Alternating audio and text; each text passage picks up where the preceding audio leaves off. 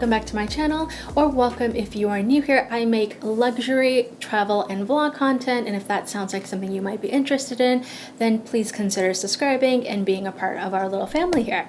So today's video, as you can tell from the title, is going to be a little bit interesting, and before we get into that, I just want to put a little bit of a disclaimer and say that everything that I'm going to be talking about today is, of course, my own personal opinion based off of my own personal experience. Now, you might have a very different experience and therefore a different opinion, which is totally great and fine. And so I don't want anyone to feel like what I'm saying is a personal attack against you or your feelings towards a brand. This is just my opinion, and hopefully my experience is helpful to some other folks who maybe share the same experience or maybe just don't know the two sides to the brand. If you have a positive experience, please share them in the comments below. I know that we would all love to hear it, and it's nice to just kind of hear different people's experiences. Keep that in mind as we go through today's video. So the brand that we are talking about today is none other than Prada. Now, Prada is most definitely one of the it brands of the moment. They are practically everywhere, and for good reason. They've definitely taken up on the 90s and early 2000s trend that's happening right now, and Prada is definitely one of those brands that even during those times was an it fashion house. So before I get into this purchase and what led me to make it, let me give you a little bit of a background on my history with Prada and kind of what made me turn away from the brand for a really long time. So it was back when I was in college when I was really first introduced to Prada. At that time, it really feels like all of the really wealthy or rich girls on campus were carrying around the Prada nylon bags, which we all know now as the reissue bags. And at that time, they were everywhere. I mean, you couldn't go a day without seeing something Prada. I mean, Prada was also so much in our zeitgeist at that moment. I mean, Prada was everywhere in Sex and the City. We had, obviously, The Devil Wears Prada. So Prada was a very, very popular brand at the moment. Now, I personally have never really been a fan of the nylon bags. I wasn't a fan of the bags then. I'm not really a fan of the bags now. I just don't really like the shape and style of it. I get the durability aspect of it, the fact that it's nylon, but like I would much rather wear like Longchamp or something like that if I wanted a nylon bag. So while the style of the bag wasn't necessarily something that I liked, it was the first time that I got a taste of Prada, and I was instantly intrigued, right? This Italian fashion house, they seemed really chic and sophisticated and sort of edgy at the same time, so I was definitely hooked. Now, I was a poor or really broke college student, so I really couldn't afford Prada. So fast forward a couple of years, I graduated, I got my first job, and after I started making my own money, I decided, you know what, I wanted to treat myself to my first designer luxury SLG. So at this time, I think I already had a couple of designer handbags, but I did not have an SLG, and so I really wanted to treat myself, and I knew the brand that I wanted, and that was Prada. I mean, I had done my research. I knew that Saffiano leather was the most durable, and this being an SLG, it was going to get knocked around a lot. So I really did my research in knowing what it was that I wanted, what design I wanted, what leather I wanted, all of that. So I went on the website, and I was lucky enough to find this little beauty right here. And this is a little slim wallet. The older versions of this, actually right before I purchased this, the older versions of this did not have this, I think it's detachable. Yeah, it's a detachable little wristlet option. So when I went and purchased it, they had just upgraded it, which makes it really nice. As you can see, you can kind of throw it down your arm and it just becomes like a quick grab and go little wristlet. But I saw this on the website and I was just like, this is perfect for me. It was, you know, again, in the Saffiano leather. It had a little bit of smooth leather here, which I wasn't too worried about, but for the most part, it was Saffiano leather all around. It was in the color red, which is one of my favorite colors, and it was gorgeous. So if you open it up, you'll notice there are 3 card slots right here, and then there's just this sort of main compartment right here, and then in the back, as you can see, is a long zippered compartment. So for my needs at that time, this fit perfectly. I mean, I could put in some of my cards into the card slots. Any of my other unused cards would go into the main slot along with any cash or receipts, notes, things like that. It really was like the perfect thing for me at that time. So I saw this on the website. I immediately was sold on it and I purchased it. So a couple of days later, I received the package, and as you can imagine, I was so excited. It was beautifully wrapped. It was beautifully packaged, as you can expect from luxury brands. And I opened it up and I was looking through it, and I immediately noticed an issue. And that was right on the sort of flap, this little corner here, hinge. I noticed that one of the threads had come undone. I mean, it was like literally like it was supposed to be flat. It was like sitting up like that. And, maybe if that had happened on any other part of the wallet, I might not have minded as much. But the fact that it was on the flap, the place where you're opening and closing, the wallet, the place where you're going to see the most wear and tear, to have that right away on the wallet before I've even used it was definitely problematic. So I got on the call with Prada clients service support, and they told me that they could send me a replacement item at my local Prada boutique, and I would just have to go in there and make the exchange. So I thought, yeah, no brainer. Let's do that. So a couple of days later, the item arrived at my local Prada boutique, and I got the call from the SA to come in and go ahead and do the exchange. When I got there, the SA told me right as we were doing the exchange that if I did the exchange at that moment, if there are any other issues down the line in terms of qualities or, repair issues, then I could bring the item back in for a repair, but it would be an out-of-pocket cost for me. And I think she said at that time it was around $200 or so,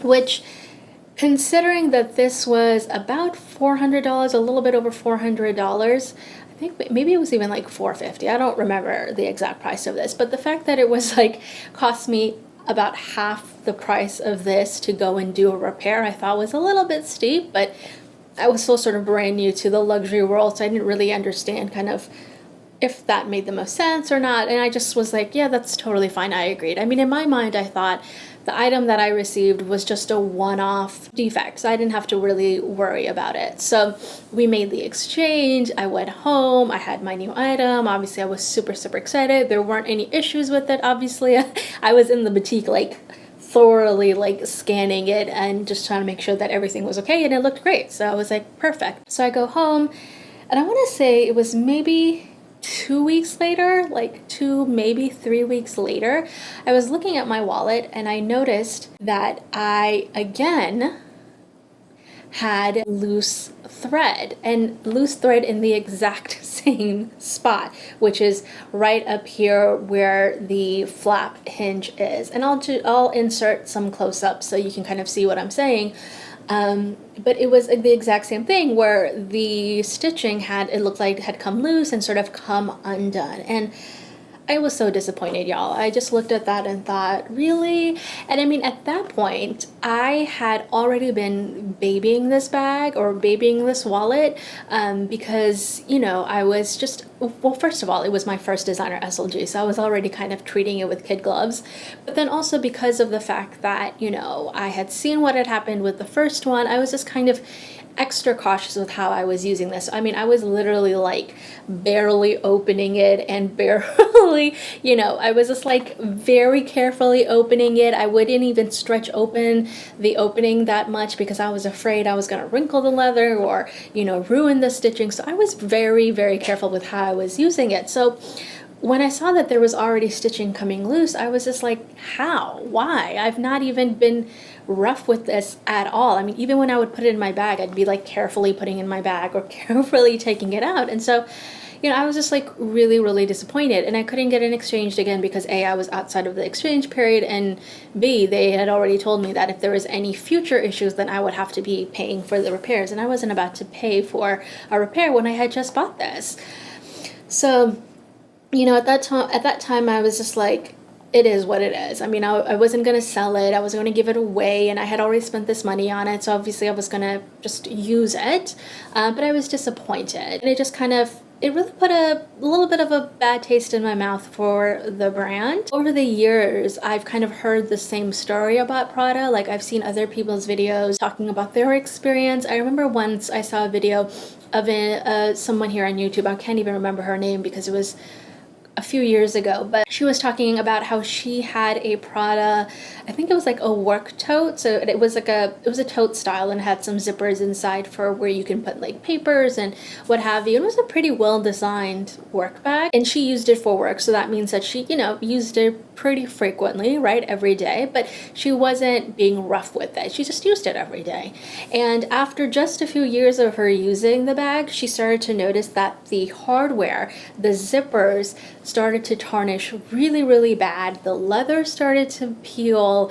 It started to discolor. I think her bag was like a cream color. Now, it wasn't discoloring on like the back or on the outside where you would imagine if she's kind of like placing it down, or, if it's rubbing up against her clothes. It was starting to discolor from the inside. And it was like this weird, like yellowish color that was happening. And she was really dismayed at the wear and tear. I was shocked looking at it because I was like, you got that much wear and tear on the tote after only having it for a couple of years and just using it regularly. It just seemed shocking to me. Now, I know that just because something is from a brand name doesn't necessarily mean that it is, indestructible, right? And that part of what we're paying when we purchase brand named items is the brand, right? We're buying into the brand and into the history of the brand. But when you are buying luxury, there is somewhat of an expectation that the items are better in quality than maybe what you would get off the high street. They should be, right? You're paying for obviously not just the brand name, but you're also paying for the materials that you are getting with these items. And especially with something like Prada, where they're known for their, Saffiano leather, you're expecting quality as you're going into making these purchases. So to see that in just a short time period, to see that there might be that much damage is just kind of disconcerting, right? So anyways, that was my history with the brand. And since I bought this and I was, seeing other people's experience, it just kind of put me off from the brand. I thought, I would rather spend my money in different places with different brands, other designers and luxury houses that maybe have a better reputation and maybe styles I like a little bit better. So that's kind of the route that I ended up going with. And I didn't really purchase another Prada item until now. Which leads me to this little number right here. Before I get into what I purchased and obviously do a little unboxing and show you guys what I got, what kind of drew me back into the Prada world is really actually Chanel. So as you might be aware, Chanel has a really, really popular shoe line out right now. It is their Dad sandal, which they introduced, I want to say around 2018. And this Dad sandal trend really kind of started from the rediscovery around Birkenstock. I mean, Birkenstocks have been around for a while, right? And they kind of come and go in fashion or in style. They're not everyone's cup of tea, but just a couple of years ago, they came back with a refresh and they had these rubberized Birkenstocks that they came out with. I saw those and I just sort of fell in love. I was never really a fan of the original Birkenstocks, but these were so lightweight, they were so comfortable, and they looked so chic and kind of, I never thought I'd put chic and Birkenstock together, but they did. They looked really chic and cool paired with your summer outfits, anywhere from like a dress to like jeans and a t-shirt. So it was really one of those cool new rediscoveries for folks that all of a sudden everyone was like needing a Birkenstock or a Birkenstock style shoe in their summer wardrobe. And that's when the fashion houses started to dip their toe into that style. That's when the Chanel Dad sandal kind of came to be. And again, I think that was around 2018. Now, at that time, the sandals, I think they were around like $800, $900, still expensive, but relatively cheap considering the fact that it is a fashion house. It's Chanel. And it was also a time when a lot of influencers were buying the shoes and wearing them. And we all know that as soon as influencers start wearing these and you see them all over their YouTube or their social media, then of course everyone starts to go crazy and wants to buy them. And sure enough, the shoes sold out pretty much immediately. Chanel every year has just increased the prices on those shoes. I mean, I think right now the shoes are around, I think one of the lower end ones are like $1,200, and I think they go up to like $1,500, which is a lot of money for a summer sandal, which in a lot of ways is still kind of trendy. I know that it's been around since 2018, 2019, so maybe it's not, you know, one of those trendier styles that only stick around for one season, but it's still a trendy style. I don't think we're gonna see this around for too long. And so the fact that it is going for the price that it is going is pretty ridiculous. But forget about the price. I mean, you can't even get your hands on these. As soon as Chanel releases them, they just sell out immediately. So I was kind of kicking myself that, you know, when they first brought them out, I should have bought them then. I just kind of was on the fence about it, whether or not I wanted it. I wasn't sure if this was a trend that was gonna last long enough. So I never pulled the trigger, and I didn't purchase it then. I decided to kind of look around at different brands and see what they might offer. I was at one point considering the Dior sandals, which I really thought were kind of sophisticated and beautiful looking, but they just kind of weren't giving me what I wanted. And I happened to then come across Prada, and I noticed that Prada had something that was quite similar to the Chanel style that I was looking for. So let me show you exactly what it is that I'm talking about. So here is the box. Okay, let's open it up.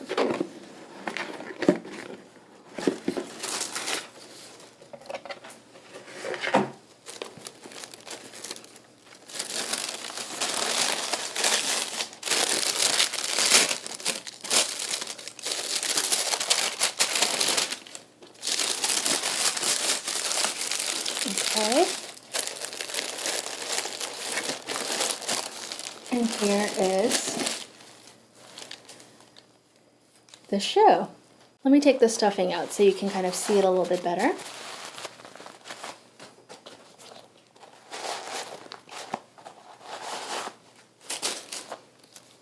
So here it is. This is the shoe that I saw and that I ended up purchasing. As you can see, it really does look a lot like the Chanel dad sandal. It has the same double buckle strap up front, as well as the strap back here around the ankle.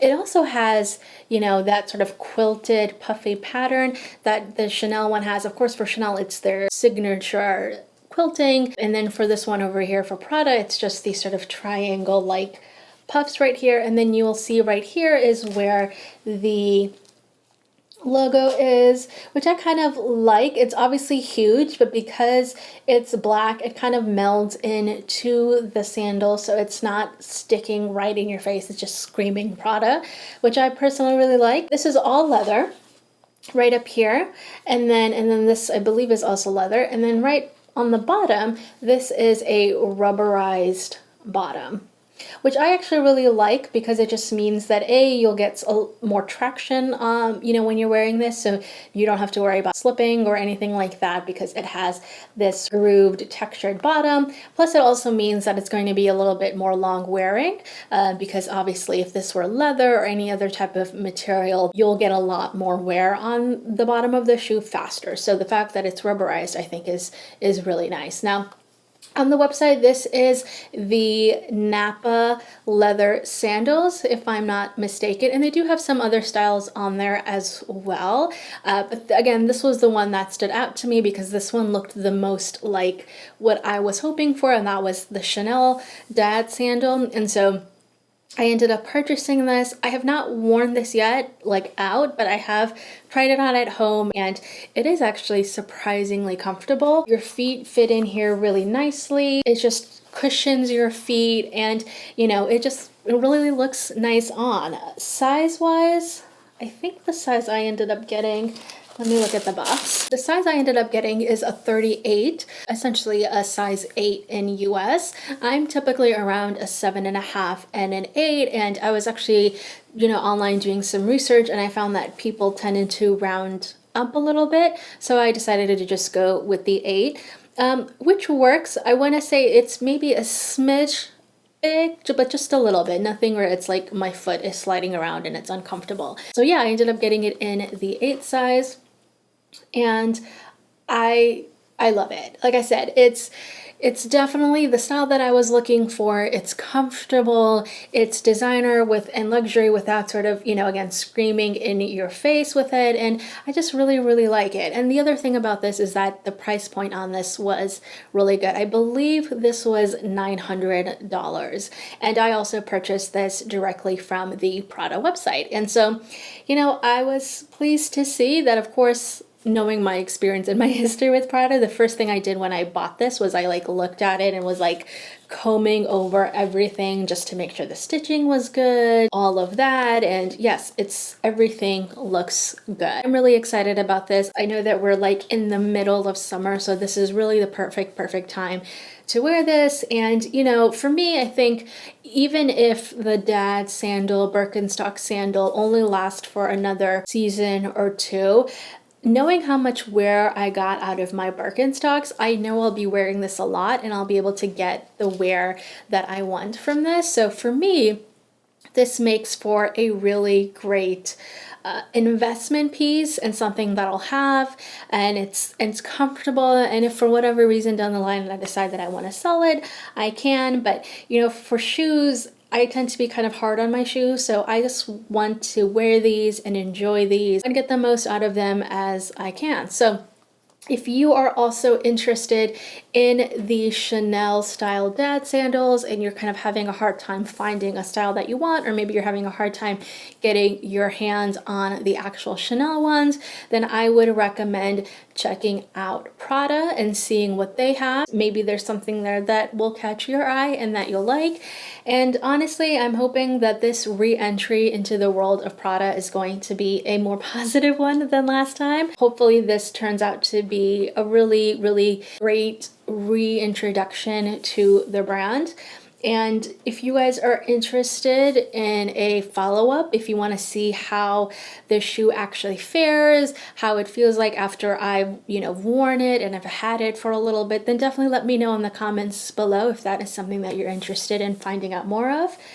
But yeah, I'm really, really excited to try this out. Alright guys, that is it for my video today. I hope you found it interesting. I hope you found it helpful. Again, like I said at the beginning of this video, if you have a different experience with Prada, definitely let me know in the comments below. I mean, I definitely don't want to demonize the brand at all. We all have our different experiences. We all have our different opinions. So I'd love to hear your positive ones if that's what you have. Or maybe you also have a similar story like I do. Leave them in the comments below and let's have a discussion. Let's have a conversation about them. If you're interested in knowing about my jewelry, maybe my makeup, I'm obsessed with my Dior lip balm here. I'll leave all of those links in the description box below just in case you're interested in checking those out yourself. As always, please make sure that you give this video a big thumbs up, and if you haven't subscribed already, please consider subscribing. I make these types of videos all the time and I'd love to have you guys a part of our family. So thanks again guys, and I will see you all in the next one. Bye.